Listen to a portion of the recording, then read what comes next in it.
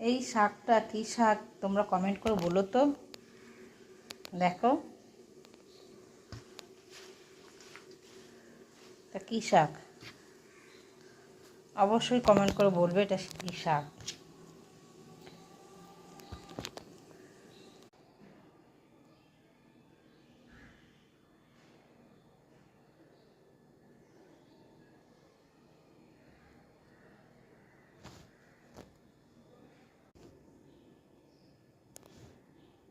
দেখো আমার শাক রেডি, শাক হয়ে গেছে। শাকের ভিতরে কী কী দিয়েছি ভালো করে দেখো, দেখে আমাকে কমেন্ট করে বলবে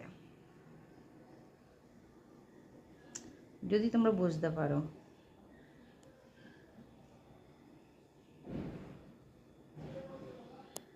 শাকটা অল্প হয়ে গেছে বলে এই সবজিগুলো দিয়েছি।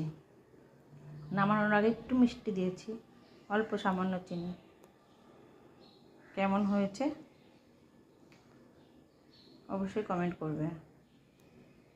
দেখো ভাজা করব, কী কী ভাজা আছে বলছি তোমাদেরকে।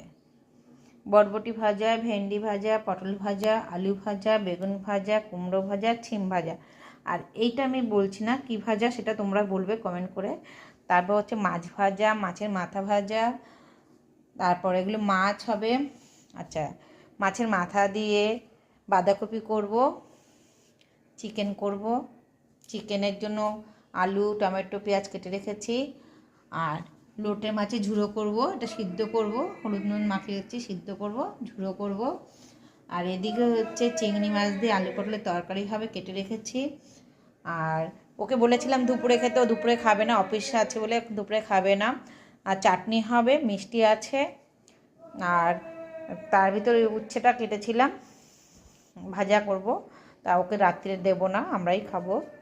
আর এদিকে আছে দেখো, এই তরকারিটাও ভালোবাসে বলে আমি করছি, অল্প করেই করছি সব কিছু দিয়ে। তার ভিতরে হচ্ছে ফুলকপির ডাঁটাও আছে,